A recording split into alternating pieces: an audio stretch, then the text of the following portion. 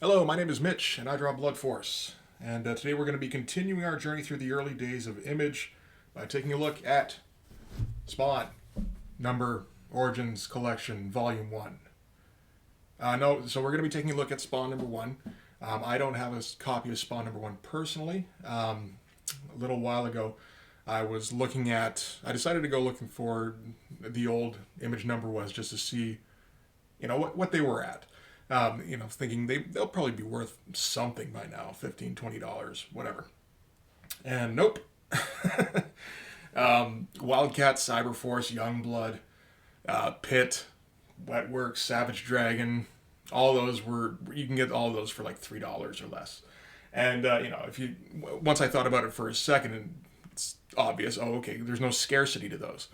So anybody who wanted to sell it, well, if you're going to sell it to somebody, that they're not going to want it because they've already got 5 copies. But for some reason, Spawn's the outlier. Spawn Volume 1, from what I could see, I couldn't find a copy for less than $30, which is strange and kind of confusing. Particularly because that title, I believe, set the Image record for circulation. Spawn number 1 sold 1.7 million copies. And from the numbers I saw, all the numbers about circulation are kind of squishy. But that was the big one. And I don't really get it, but so I'm not going to spend $30 on Spawn number 1. I will spend $12.95 on Spawn Origins Collection Volume 1. That seems more fiscally responsible. Not quite as fiscally responsible as not purchasing Spawn Origins Collection Volume 1, but close. And that's what matters. So, taking a look at this. So it's not going to be exactly as it is in the issue, unfortunately, but it's pretty close. We do have the glossy paper. The colors are similar. I think they're actually a little bit darker than what was in the issue. But apart from that, it should be pretty much dead on. And I know at the time, at least, the first thing that you noticed picking up Spawn was not the McFarlane art, but the colors actually, because the colors were a step above everything else at the time. If you wanted to, so Spawn number 1 came out in May 1992, and it was the top-selling book at the time. Like I said, 1.7 million copies. The number 2 selling book was X-Men number 10. Drawn by Jim Lee, kinda. And there's not a ton of comparison. Or I suppose there is a bunch of comparison, and we should make that right now. But you look at these two, and which one do you want to read more? I don't know. And you look in the comic, and those are some pretty nice colors. And you look in this one, and that looks kind of like bland crap. Looks kind of washed out. I can't tell exactly who the colorist is on this. I'm not gonna shit on their work because they're doing the best they can with what they have available. They just don't have this. So yeah, one thing that Image Comics did do was kind of revolutionize the way comics are colored. It was going to go that way eventually, but they were the first ones to do it, and there seemed to have been a motivation to just make the books look as good as possible. Because Marvel, DC, they've been in the game forever, and they're at the point where they don't need to pour all their money into quality for the actual condition of the books. They're relying a lot on name value, and Image is just starting out. They're like, no, we need to be special, so we're gonna print everything on glossy paper. We're gonna get all Steve Oliff, that's it, and all the optics to color Spawn. The other Image comics didn't fare quite as well, but I mean, when this is your flagship title, that's kind of fine. And so they just pumped all sorts of money into just making it look like a better option than a Marvel comic. And they kind of succeeded because, I mean, like I said, X-Men number 10, that's Marvel's flagship at the time. That's their best seller. And they sold 750,000 copies of that, from what I can see. And that is, I mean, by today's standards, that's insane. But at the time, that's just good numbers for a top title. By the looks of it, all the Image number ones that weren't Jim Lee, Rob Liefeld, Todd McFarlane, they kind of sold in that area. Cyberforce, Pitt, Shadowhawk, all of them. So that's just what you expect from a top title. So taking a look at it, I wanted to kind of give it the benefit of the doubt, and because I previously said nothing happens in issue 1. And it's, probably something happens, right? Taking a look at it, not really. I mean, there's a reason for it, because Todd's trying to set up something that's going to last. It doesn't particularly matter that it's silly, I guess. But, yeah, and this stuff looks great. Again, the coloring comes into it. There's nothing like this in comics at the time. I like the dramatic angles, yeah, the time-lapse thing here. And, of course, you get your talking heads. Image does that a few times, eh? You don't see Marvel doing that. I feel like this is, I don't know, there's elements of this that seem directly influenced by Dark Knight. I'm sure somebody's talked about this plenty of times before, but I don't know any of those things, so I'm going off of just impressions. There's a lot of Dark Knight. There seems to be a lot of... I don't know if he was reading Faust. There's a lot of similarities. It does seem like he was reading a hell of a lot of The Crow. Particularly in this bit here. Where he's referencing, like Wanda and everything. That seems very James O'Barr-ish. And we get a lot of... just vague statements. I mean, they would be because Spawn doesn't remember anything. But, So Todd's, he's laying down a mystery here, right? And again, this is a great shot. Like, this could be a cover. Get another splash page here. And you get your double splash. Can you see it all? Yeah. And, so we get to see just how silly Spawn is. Because, I mean, I don't know. You read it, and it's so heavy-handed. And it's so trying to be edgy. And, man, The Crow is so cool. And, yeah, goths are getting popular now. And, the darkness in my heart. I think he said something like that. There's darkness in my soul. Something like that.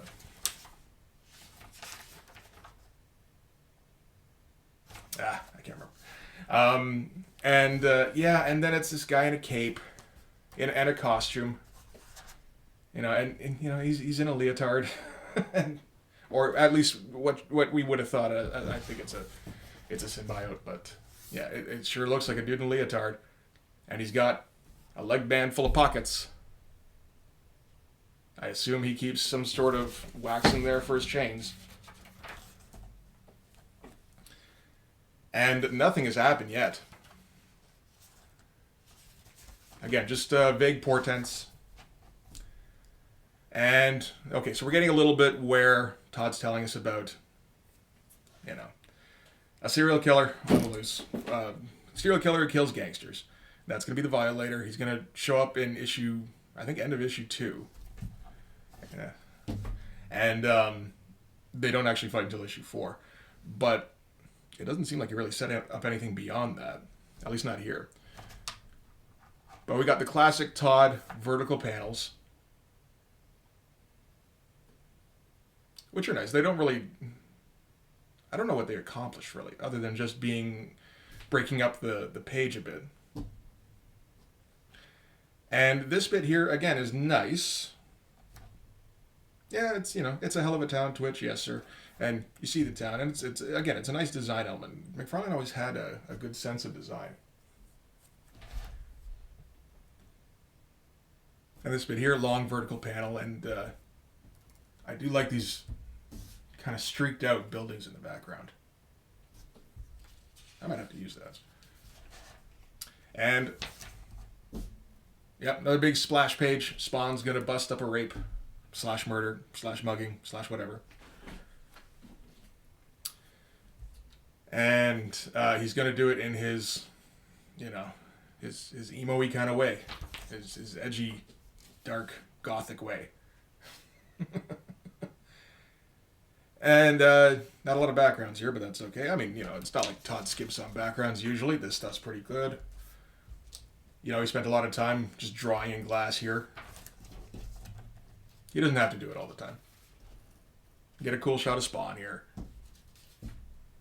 It doesn't matter that what's going on is actually kind of lame. And this was before he'd figured out how Spawn looks in the mask. Before we got the Spawn pout.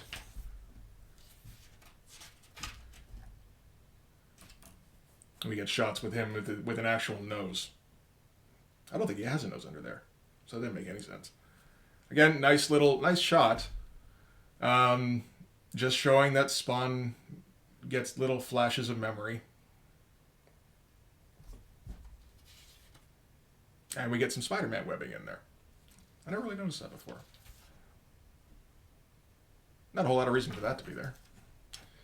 More talking heads. Talking about the gangland murders. Again, cool shot of Spawn. And yeah, it turns out Spawn's a zombie. And we get the repeating motif of the clock counter.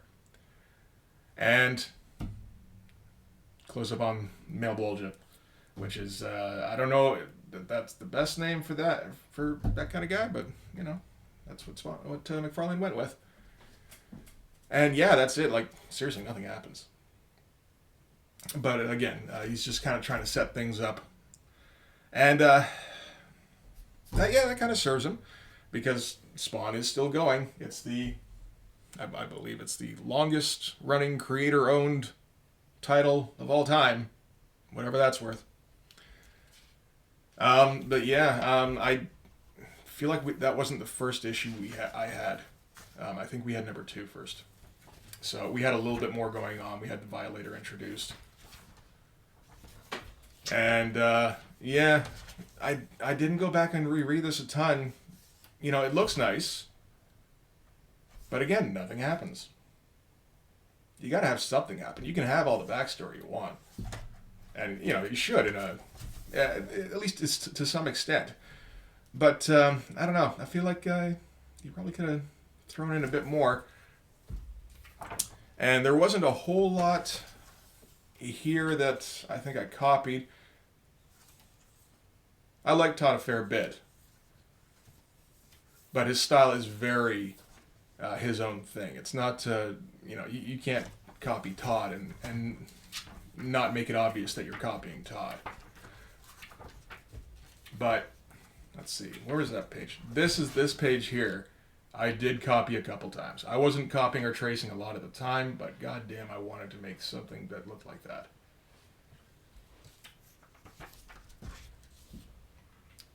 Yeah, he could do some cool stuff when he wanted to.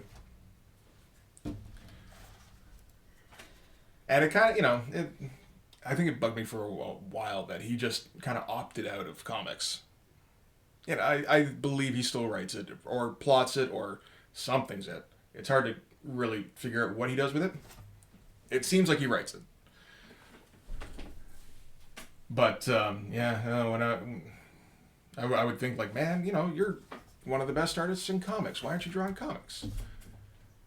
And you think about it, after the first couple of issues of Spawn drops, and they're all selling, like, this one sells 1.7 million copies, Spawn number 2, 3, 4 all sell close to 1 million.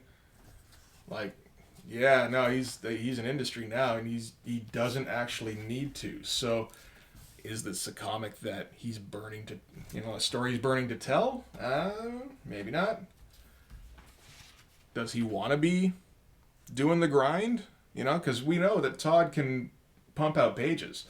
I think there was a while there where he was doing Incredible Hulk and Amazing Spider-Man at the same time, I think.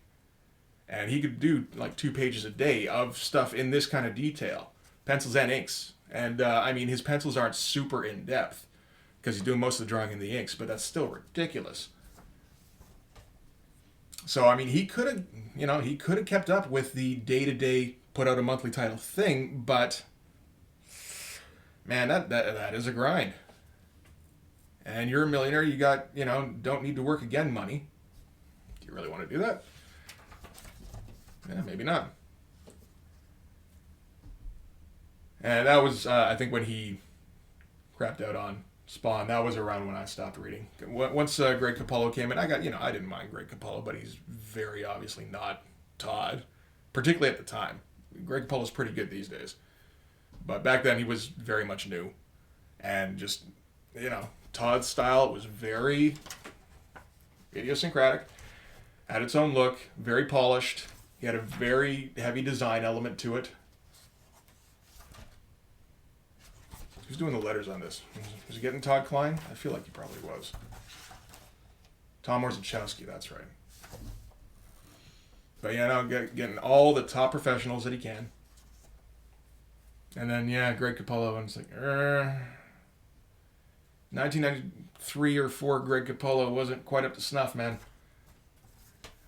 But, Spawn is still going strong today. It's still one of the top sellers, or it's one of the top sellers again, anyway. It seemed like, I think it was at the top of the charts for the beginning of its run, where it's a top 10 book, I don't even know how long, probably up to about issue 50. And then it kind of tapers off a bit and tapers off a bit more. And Todd's bringing in different artists, he's bringing in different scripters, writers, one of those. Brings in Brian Holguin to help him with the scripts there. And, the numbers just keep trailing off until Todd kind of comes back and goes, okay, I'm writing this bitch now. And, it's back to being a monthly top 10 book. And I gotta say, I don't get it. The concept is so goofy. The guy coming back from hell to blah, blah, blah, blah, blah, blah. Yeah, same old stuff. Guy coming back to hell dressed as a superhero. Again, that's Faust. But, Faust had a shit ton of sex and violence to kind of make you forget about that. It's kind of hard to, I don't know.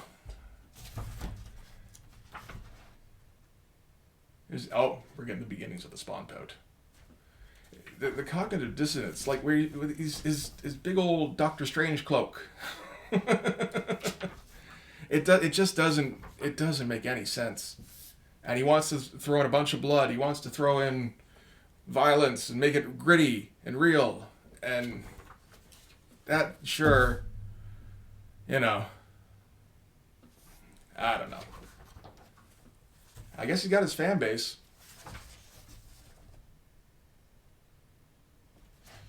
I don't get it. I took a quick look at some new issues.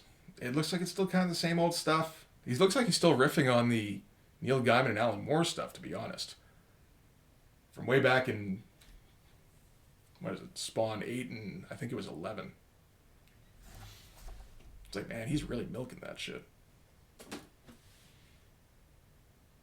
And I think the Grant Morrison thing with the anti-Spawn. I don't know. Yeah, and it still kind of has that same edgy quality, or attempting to be edgy, and it still looks just silly. I don't know. But, you can't deny that it's a huge, Spawn number 1's a huge deal still. There's nothing in here I can use for my comic, that's for sure. Maybe some of the panel design stuff. And, just a level of detail. No, it's like sometimes, you should probably put some more detail in there. Yeah, panel design. Yeah, definitely. But yeah, no. Again, you can't try and copy some Todd McFarlane without making it obvious that's what you're doing. So, I guess that's it for this one. So if that's three of the big four from the new releases from Image. So next time I should do Wildcats, which is, Jim Lee was my guy. So that'll be fun. In the meantime, I'm still putting out videos where I do Blood Force pages and speed the footage up. That's fun stuff. If you like this video, like it, subscribe, comment, verbs. Go to my Patreon. Exercise, diet, vote. Blood Force, bye.